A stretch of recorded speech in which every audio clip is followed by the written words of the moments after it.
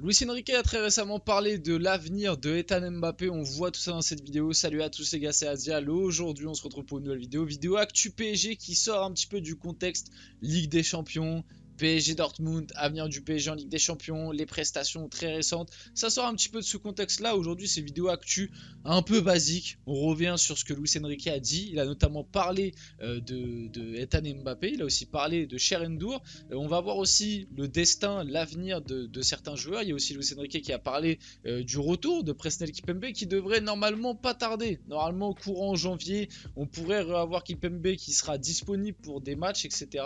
À voir ce qui va se passer. En tout cas, pas mal de choses à voir dans cette vidéo Actu PSG, vous connaissez. Bien évidemment, avant qu'on rentre dans le vif du sujet de la vidéo, qu'on voit un petit peu ce que Luis Enrique a dit sur Ethan Mbappé, tout ça, n'hésitez pas à liker, à commenter, à partager, à vous abonner, ça fait toujours plaisir et ça aide énormément pour le développement de la chaîne.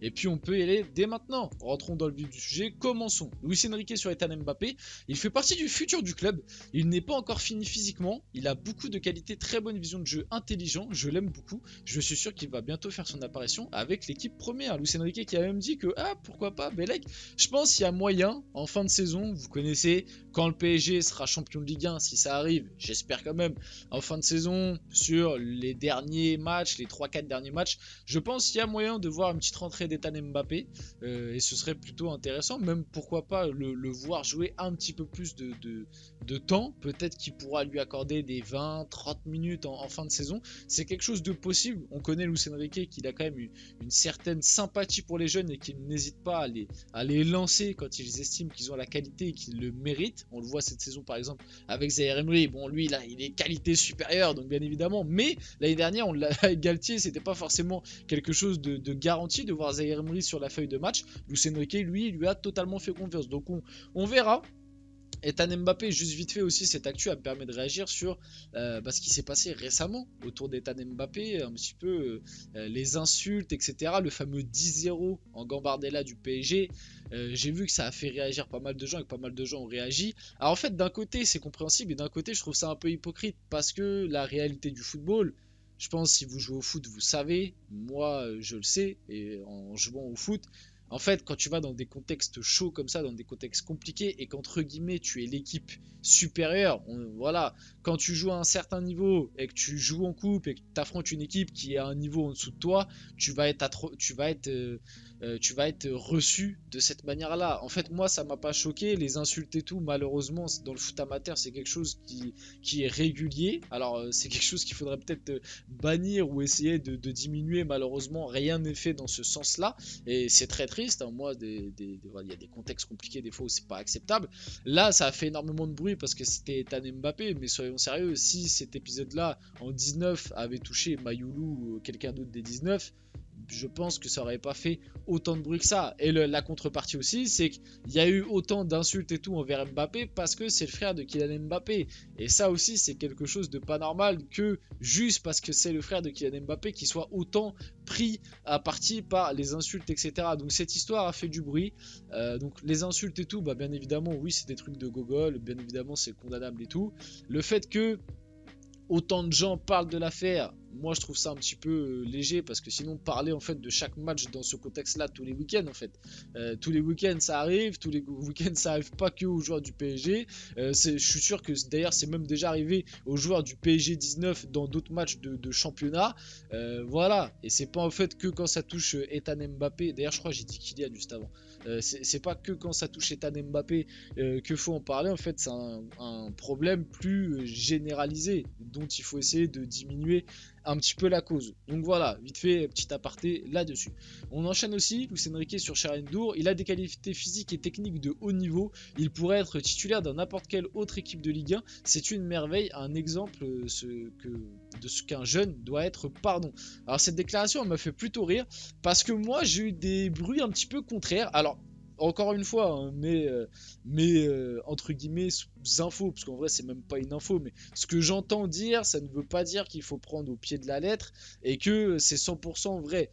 Mais moi, de ce que j'entends dire du côté du PSG, c'est qu'on est plutôt déçu de Cherendor. Et que justement, le temps de jeu qu'a reçu pour le moment Cherendor, moi, il me conforte un petit peu là-dessus. C'est-à-dire que Luis Enrique, Si, comme il le dit là, Cherendou a tant de qualités physiques et techniques et qu'il pourrait être titulaire dans n'importe quelle autre équipe de Ligue 1, comment tu m'expliques que depuis le début de la saison, il a 40 minutes de temps de jeu, quoi, à tout casser? Voilà, alors que il y a des contextes, il y a des moments où, en plus, le milieu de terrain, on va dire que c'est pas le secteur le plus fourni. Luis Enrique, il n'hésite pas à envoyer les jeunes. Je sais pas, j'aimerais avoir quelques explications alors de pourquoi et s'il est tant au-dessus que ça, techniquement, etc. Il a eu vraiment un temps de jeu familique. Vraiment, je crois que vraiment il a eu 30 minutes de temps de jeu depuis le début de la saison, quelque chose comme ça. Et moi, vous prenez cette info comme vous le voulez, hein. Je vous dis pas que ce que je dis est vrai et tout, mais de ce que j'ai entendu, moi du côté du PSG, on est très déçu de Cherendou et ça parlerait à l'heure actuelle en tout cas de ce qu'il montre. On s'est plutôt trompé sur la recrue. C'est-à-dire que bah, ça n'a peut-être pas le niveau Ligue 1 ou en tout cas peut-être pas le niveau PSG. Donc à voir si peut-être avec un prêt, peut-être que c'est le début, c'est une question d'adaptation, que après il peut progresser, etc. Ok, mais apparemment, moi je sais pas, je suis pas aux entraînements et tout, mais de ce que j'entends, aux entraînements, etc., il convainc pas trop le staff et même les autres joueurs autour de lui. C'est ce que, en tout cas, j'ai entendu et ce qui se dit. Après, ça veut pas dire que c'est vrai à 100%, etc. Peut-être que il y a du bullshit là-dedans. Luis Enrique parle de Presnel Kimpembe, je ne suis pas médecin, mais depuis 2 semaines environ, il est de retour dans le groupe, il s'entraîne avec tout le monde, il va très bien, j'ai très envie qu'il revienne totalement dans le groupe, le processus doit suivre son cours, et ce sont les médecins qui vont décider. Normalement, Kimpembe sera bientôt de retour, on a vu que ça parlait normalement janvier, j'espère quand même, j'espère qu'on verra un Kimpembe maximum fin janvier, début février, refouler la pelouse dans un match officiel, peut-être pas en tant que titulaire, mais à faire des petites rentrées comme Luis Enrique l'avait bien fait avec Mukiele au début, à lui donner 10-15 minutes par là pour qu'il se réadapte tranquillement et après donner un petit match titulaire, puis sorti à la 60e et d'où. On espère pour Presco parce que finalement, quand tu vois le début de saison de Skriniar derrière, un Presco, il pourrait faire un grand bien. Le PSG espère pouvoir se séparer d'Hugo Ekitike et de Layvin Kurzawa dès janvier. Bon, cette info, le cas Layvin Kurzawa, est-ce que j'ai vraiment besoin de débattre et d'en parler? Layvin Kurzawa, bien évidemment qu'il faut qu'il quitte le club. Je ne sais pas comment le PSG espère s'en séparer cet hiver, enfin dès janvier, puisque en plus il est en fin de contrat dans 6 mois. Donc moi je pense qu'il ne va pas bouger, qu'il va attendre gentiment la fin de son contrat à palper ses 600 000 euros par mois. Parce que je le rappelle quand même que Layvin Kurzawa c'est 600 000 euros par mois. Hein, depuis 2019, il n'a pas joué un match avec le PSG. 2019 ou 2020, non peut-être 2020. Je crois que depuis qu'on l'a prolongé en fait, depuis qu'on l'a prolongé, je crois que c'était juste avant le Final 8 en 2020, Layvin Kurzawa n'a jamais refoulé la pelouse avec le maillot du PSG, en match officiel en tout cas. C'est quelque chose de terrible quand même, que le gars il a passé 4 ans dans un club où il n'a pas joué à toucher 600 000 euros par mois, ou quasi pas joué. Il a dû faire peut-être une rentrée par-ci par-là, mais vous avez compris ce que je veux dire. C'est quand même l'un des plus gros braquages de l'histoire du foot. Vraiment, honnêtement, je pense, toucher 600 000 euros par mois depuis 4 ans pour avoir un temps de jeu synonyme de zéro, ne pas jouer, c'est une belle gestion, encore une fois de la part du PSG, mais bref, on est habitué. Et le cas Ekitike, moi vous connaissez mon avis là-dessus, très déçu de la façon dont le PSG gère Ekitike. Je sais pas s'il va pouvoir partir cet hiver, mais en vrai, bah, bien évidemment que pour le club et pour lui, c'est ce qui serait le mieux, parce que de toute façon, le club ne compte pas sur lui, il n'en veut plus. Lui, du coup, n'a pas de temps de jeu, donc autant qu'il essaye de rebondir quelque part. Arnaud Tenias pourrait être prêté par le PSG cet hiver. Le gardien espagnol est disposé à rejoindre un club moins huppé afin d'accumuler du temps de jeu. Est-ce que vous êtes corda avec cette actu, quand on sait que là, très récemment, il a eu un peu de temps de jeu avec le PSG, avec la suspension de Donnarumma, que normalement, d'ailleurs, il va encore jouer le prochain match de Ligue 1. En vrai, il a montré de belles qualités. Hein. Même le match face à Nantes où il encaisse un but, le but n'est pas trop de sa faute. Globalement, il a été plutôt serein. Après, pas non plus trop mis en avant face à Nantes, c'était plus face au Havre. Ouais, en vrai, pourquoi pas le prêter? Après, le prêter, il faut que Navas revienne parce que pour l'instant, Navas est blessé. Pareil, l'histoire de la blessure de Navas. On n'est pas sûr à 100% que Navas soit blessé. Certains pensent au sein du club que c'est du bullshit parce que le gars il s'entraîne, mais bizarrement, à chaque fois pour être convoqué dans les groupes, il dit qu'il a mal au dos.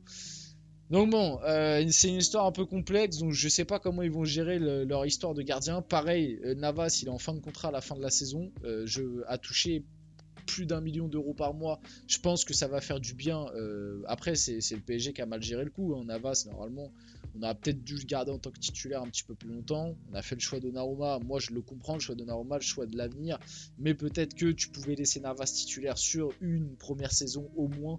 Enfin bref, je vais pas remonter à un problème d'il y a 2-3 ans. C'est un problème général. Mais à l'heure actuelle, on en est là. Le salaire de Navas aussi en fin de saison. Tu t'imagines en fin de saison, tu vas perdre Donnarumma, tu vas perdre pardon Navas, Kurzawa en termes de salary cap, ça va te libérer 1 million et plus d'1 million et quelques par mois. Ça va faire du bien, je pense, aux finances du club. Enfin bref, on finit la vidéo là-dessus. J'espère que la vidéo vous a plu. C'est le cas, n'hésitez pas à la liker, à commenter, à partager, à vous abonner. Les gars, c'était Asia. On se retrouve très rapidement pour une prochaine vidéo.